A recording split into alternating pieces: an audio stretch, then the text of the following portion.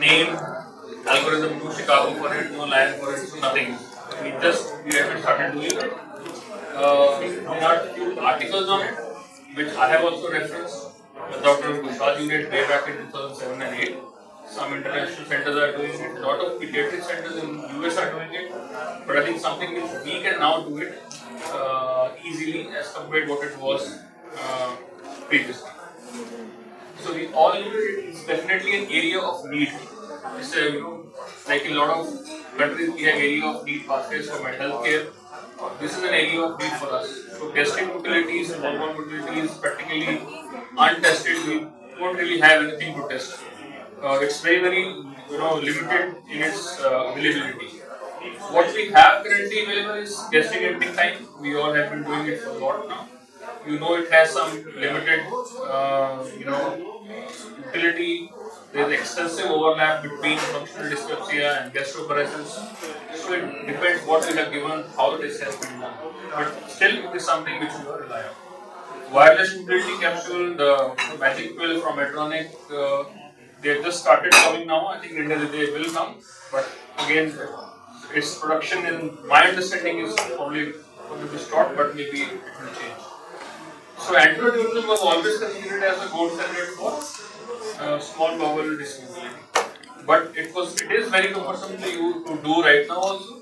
But problem was the catheters itself. We didn't have enough catheters or properly tuned catheters or analysis softwares to really use androgenism in a good clinical way. So this was the original study from India. Kushal sir had given this as an initial experience using the older models of catheters. If you can see this, so what is important to highlight in the study is that it did change your clinical management in almost 60% of your patients. So it has a clinical use. It's not something that you are doing out of fun. So when you are doing it, you are actually changing or making a difference in your patient's life. So that is why I think it needs to be revoked and it has to come back. What are the publications in last? I just went through PubMed 1989 until now. 29 publications I could see on intraoral manometry. Maybe missing a few, but it's not in thousands that we do for endoscopy or ERCP or US. And in the last few years, nothing, it's stagnant. So, what do we do? The problem is the accurate placement of catheter, and accurate testing is a issue with this thing. So, what I will do is I will give some basic physiology, some indications, how to actually set up the equipment, and what's the protocol. So, I'll just skip this. Yeah. The indications are that we have a suspected small bowel pseudo obstruction or chronic idiopathic pseudo obstruction. So, SIPO is our primary indication for doing ADM. That's the most researched one. Next comes is if you have unexplained nausea, vomiting, suspecting gastroparesis, thinking that your stomach motility is poor. That's the next thing that will come. As a part of GI testing, if you have a case of a diffuse GI dysmotility, and sometimes before colectomy in a patient who has chronic, colonic pseudo obstruction, but you want to be sure whether the stomach and the small bowel is okay before you ask them for a colectomy for refractory constipation. So, why we think of all the indications? Because small intestinal pseudo obstruction has the abnormal motility patterns which almost never present in a healthy individuals, whereas when you clinically suspect SIPO, but manometric findings are normal, so usually the diagnosis is some kind of a DGBI or an FGID. So that is why it becomes utmost important that we are able to prove whether this is SIPO or not. So before you start doing ADM, always exclude mechanical obstruction by either endoscopic means or imaging means. Some of these patients can be malnourished, they can have electrolyte disturbances, so make sure you give them enough support. In 8 hours, fasting is mandatory. You need to stop all drugs affecting GI motility at least 4 to 7 days. When I say all, because there is no standard base, so I am just saying all. All means everything. Prokinetics and something more if you are giving them. Check for hyperglycemia and significant electrolyte disturbances like hypokalemia or hyponatremia. All these things will affect your motility. So the image that you are seeing is the older catheter, which was basically weight catheter. It had 3 weights on its distal end, and There was no guide wire, it was not radiologically visible, and what you could only do was put it in and hope it tries to reach duodenum, which was only in 1/3. You could do some maneuvers, shift the patient to sitting, to right lateral, left lateral, use a fluoroscopy, but it was extremely challenging, frustrating for us to do. I tried it for a few times and I said we can't keep on doing this. You need to have a setup like the one on the right side. The manometry machine is along with the fluoroscopy. You have a fluoroscopy machine required. Sometimes you may also need an upper J endoscopy along with it. So it can't be done in that small room that we all are used to. It has to be done in a proper endoscopy room. So there are two types of catheters worldwide, water and solid state. We usually only have water ones that are available to us. I don't think Medtronic has currently launched an anterior. So this is all you know. I think I don't need to go too much in detail. Basically, you need to have around 5 or 6 sensors in the duodenum and around 7 or 8 towards the antral side. What are the risk is you might give a large amount of water to the patient will give almost 3 liters, 3.5 liters of fluid. But that will be a challenge for a very small child or if you can have a dense sleeve along with the catheter, that will be nice across the pyloric channel. So catheter placement, I'll show you the video also, just very brief. Catheter placement via nose under fluoroscopy guidance. Try not to have too much of air in the stomach and the duodenum because that will cause a problem. Particularly if you have done endoscopy prior to ADM, make sure you take out all the air. Using sedation may increase the duration and amplitude of phase 3 MMC. That means it will take much longer time for you to get that magic phase 3 MMC in the image.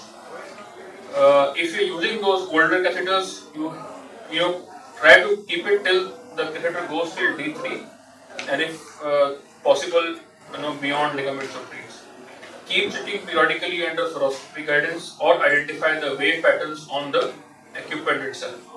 Minimum recording is for 6 hours, 4 hours of fasting, 2 hours of postprandial. The meal has to be standardized around 200 to 50 kilocalories. You can use any of the commercial ones, or you can make Indian ones also, cheaper ones. All is our choice. So this is for the weight catheter one, which I don't think we should be using. I think what we now have is a wire guided one. So for weight, as I said, I used to insert the catheter in a sitting position. Once I reach the stomach, I used to do the right lateral position, try to negotiate it through the body into the pylorus, and then sit. Have patience, it will slowly go down the duodenum. But now we have the wire ones, which I think we have the wire digital ones. So I think it's here, so we can just show. I'll show you the video also. So what I did was I went with Narayan and asked him, this is not working. We can't be keep on doing a weight that was. So I asked him to develop this. I gave him a basic design. What it basically has is a few very small tiny changes, not too much big. It has a central lumen. I'll just play the video also. So it has a central lumen which basically carries the wire. Otherwise it's still the same, the setup is same. You connect it to your machine. Your assistant will pass a O2.5 wire, a lubricated O2.5 wire. O3.2 doesn't come in exchange in India, O3.5 will not go through. So O2.5 will actually be passed through this. Lubricated well, I usually use that NJ catheter jelly that comes. It's very, it's free for us, so we'll just use that. And it goes through. You take the wire out at the tip and just take it, then bring it back into the catheter, and then you start inserting it in the patient. So it's basically becomes, I use the SuperStiff 4-5, so it basically becomes like a NJ tube, which is, we are routinely doing it in our centers. Even in case you're not used to NJ, or you're not used to fluoroscopy, or you have a child where you don't want to use too much of fluoroscopy, you can use the ultra thin pediatric scope. I go transnasal in adults with it. I just go into the duodenum, place a wire, and then come out, and then railroad the catheter on it. So in fact, when I first did the fluoroscopy there, endoscopically I thought this is much faster. It took me 5 minutes to just do an upper GI. And usually we have to do an upper GI for some indication over here. So ultraslim transnasal, you don't need to exchange from the throat also, so it's pretty fast. this is how the recordings will look like while we are doing. This is when we're doing it. That contraction you saw, I'll again show you, is the 3 cycles per minute, one contraction happening. And on fluoro, you can see the. I'm not sure if it is visible, but you can see sensors across the duodenum into the pylorus, and you come back and you can see this contraction happening. If this contraction is there, that means that in fact this is your test done predominantly because you saw this contraction happening. This is what your target is, to identify a 3 cycles per minute during the fasting phase. There are other minor things you also want to see while, so you do the whole 4-hour study. But if you're in a hurry, if you just have a couple of hours, even if you can see this, that practically rules out any significant neuropathy or myopathy in the stomach or the pyloric case. No, so this is just one contraction happening. When we are I'll show you the actual analysis. When you have to analyze it, you have to contract the whole area into a smaller time frame, then you see the 3 cycles per minute into the antrum as well as 15 in the duodenum. So sir has already made a software for it. I'll show you that also. But so this is just while you are doing the test, you identify the contraction. But there would not be movement artifacts where usually no. Once just stabilize like a once it is in, patient is supine, fixed on the nose, he is not moving. So then this is there are some artifacts. You can see some of those yellow ones around, those are artifacts. But this actual contraction, which is a descending contraction, like we see in the esophagus wave, that is what it actually is. Antral contraction happening down. So once you start analyzing it in a complete study, you will see that they are proper 3 cycles on. Provocation tests have been described. I have not done it for myself personally. You can use erythromycin 3 mg per kg per hour or octreotide. That will probably help increase the yield of your test. Maybe it can increase the phase 3 contraction when your test becomes shorter. But I personally have not done it yet. I have just done a wait for 60 minutes before using So this is usually done when, let's say we have done no MMC type 3. No, you have done like 3 hours, 4 hours, you not be able to see anything. Then you can do so. Normally I have personally not done it. Because usually I see that for 4-5 hours nothing is happening, and clinically also they look like something like that, so I did not go for provocation test. But usually when I am able to see any phase 3 contraction, I stop my test there. It's just to be sure because I am. So a bit of basic physiology for if you're not aware of it. The fasting state, there are 3 distinct phases of MMCs. So we have to check for the presence of contraction, we have to check for the propagation of contraction, and we have to check for the duration of contraction. So it is easily identified. If you have a phase 3 contraction, 3 cycles, and amplitude of more than at least 40 millimeters of mercury. Like we had IBP of 30, look for 40 here. This is again not any guideline, just from various articles that I have read through. Duodenum, you have around 11 to 15 cycles per minute, amplitude of at least more than 20. The contraction can originate from antrum also or only from duodenum also. Sometimes you will have a retrograde contraction, which may not mean much, but it can be seen when you are doing the test also.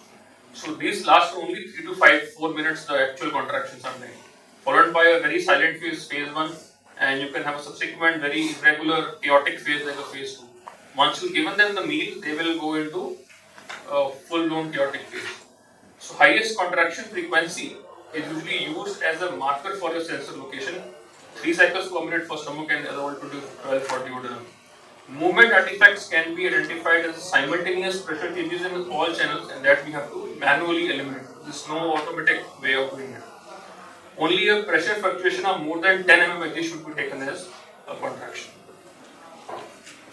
This is what was in the article. So if you can see here properly, a good antral contraction followed by multiple duodenal contractions.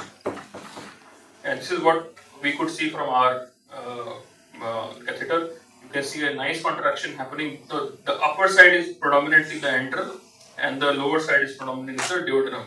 You can easily see good at least 60-70 mmHg contractions happening. In fact, these are supranormal. You have, it's not 3, in fact the frequency is much more than that even in antrum. But in duodenum, if you see simultaneously, it is also the higher side. So this is sir had helped me to create this software. Sir worked on this, and I think this all can be used once you have the actual catheters with you. What we are trying to see is what is the peak antral frequency here, what is the peak duodenal frequency here. You can adjust that, and you can also see the amplitude of that peak contraction. So reporting will be what is the peak antral predominant frequency, predominant duodenal frequency, and the contraction. So if there is a good propagation, you should have a good pressures. If it is a predominant frequency, the value has to be kept in that. So this is what analysis software is a part of it. Similarly, what we do for esophagus, you can put in markers where you want to start your antrum, where you want to start your duodenum. Visibly, you can clearly see where the duodenum starts, where you have those rapid vertical lines straight down. That is the duodenal part. And the antral part is like a wave, like we have for pharyngeal wave or the esophageal wave. Similarly, you have the antral wave, which is propagating down towards the pylorus. But generally we use glass criteria. So in glass criteria there are various different waves. Single propagated contraction, single clustered contraction and discrete contraction. So do we calculate all of these three? So this software is still like, like it's custom made. So you can change it the way you want. If you are seeing in post-fit single discrete contraction, it doesn't work. It does. But if in MMC type 3 you are seeing single discrete contraction, it can see PI. So you can, so as I said, in It adults, is not calculated. as of now not, but this software can be nothing changed as per our, as we develop more knowledge about how we use it, because in adults, these values are not displayed. So maybe in pediatric age group, those values. In the postprandial state, it's mostly irregular and chaotic contractions in I have seen in adults. If, maybe so you have seen or read through some of the pediatric ones which I am not aware of, so I'm happy to learn about them. So this is I think you already seen that. What can it do for you? Why we do all this trouble? So myopathy versus neuropathy. Myopathy, MMCs are preserved, but you will have a low amplitude contraction. For example, in autoimmune conditions, amyloid, dystrophies, visceral myopathies. Neuropathy, you will have an uncoordinated and almost a chaotic pattern. I have seen autoimmune conditions presenting as enteropathies also. In autonomic states, there are a lot of articles now coming in for impaired fed response. After feeding, you are not able to see those contractions, even the chaotic ones. So long-standing uncontrolled diabetics will usually show this autonomic neuropathic changes happening. So this was a male, 35-year-old male type 1 diabetic who had severe gastroparesis, and I could see you can just barely see some contraction happening, but no propagation, and this was hardly anything. Then this was a patient referred to me, again labeled as gastroparesis, had an EGG done which was hypernormal and 3 cycles suggestive of entropyloric obstruction, planning for a GPOM in them. They did a pyloric dilatation also till 20 mm with some response, but when you actually did the anteroidal manometry, there was no contractions at all. So this was not a functional entropyloric obstruction, it's actually a dysfunction of the islet self itself. But there is no contraction, you can't do anything for the pylorus.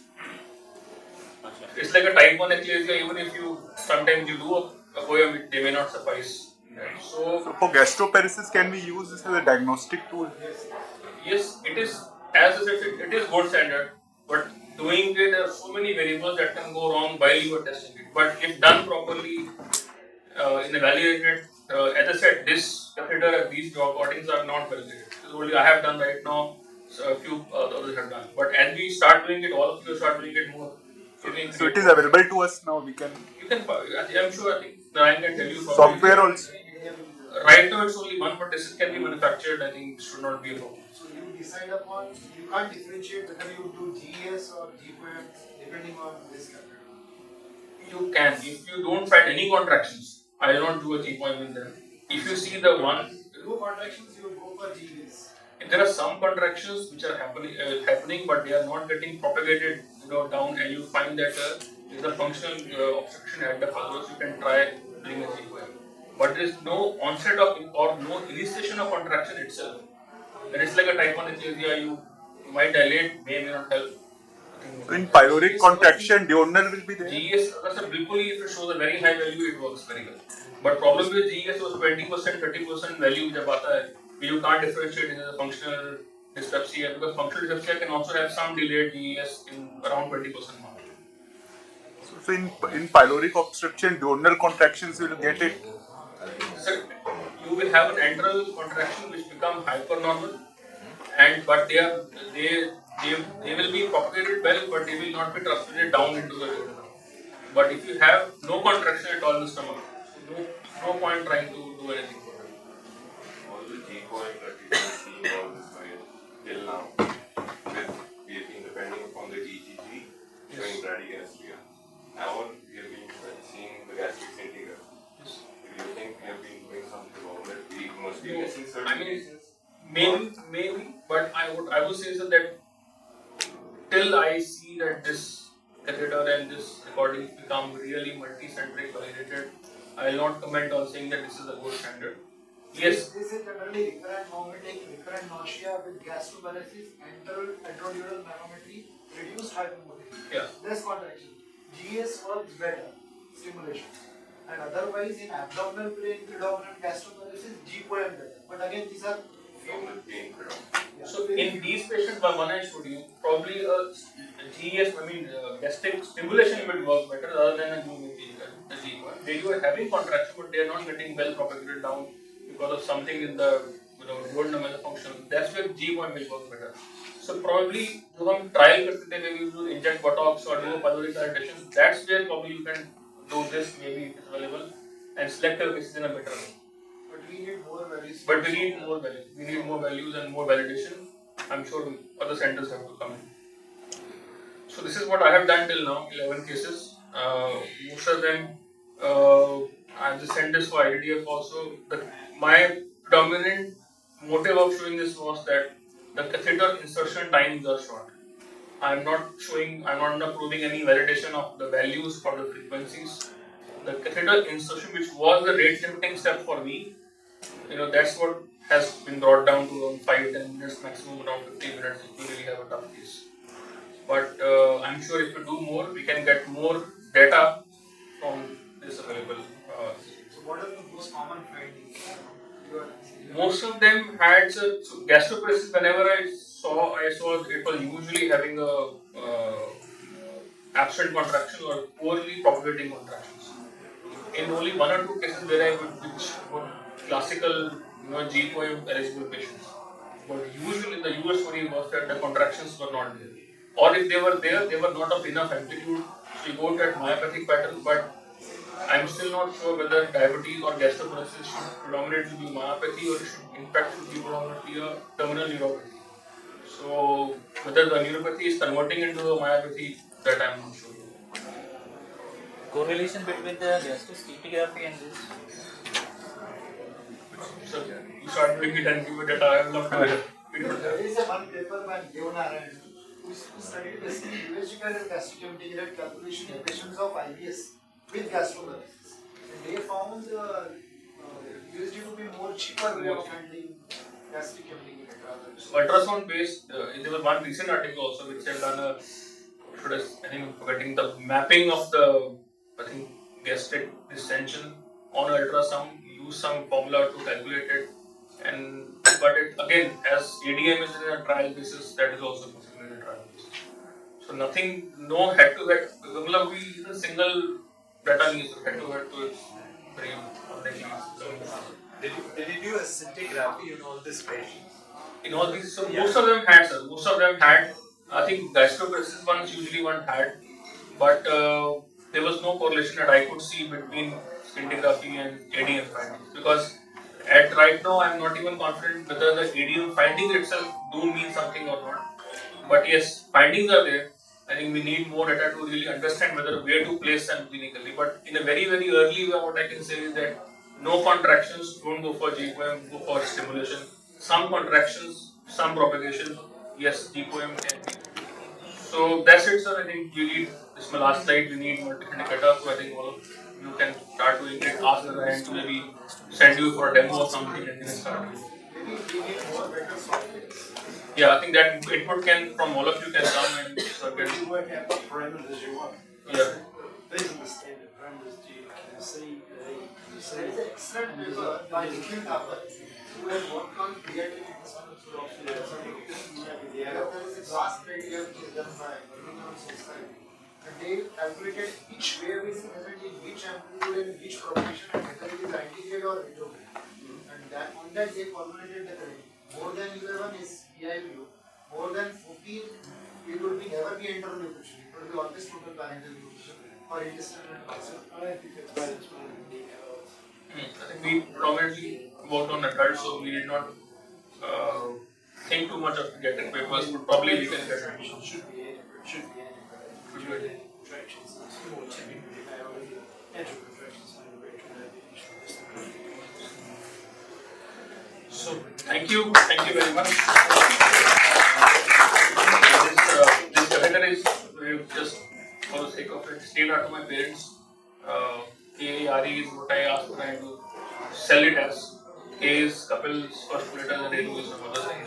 That's the only thing I want to add. Thank you.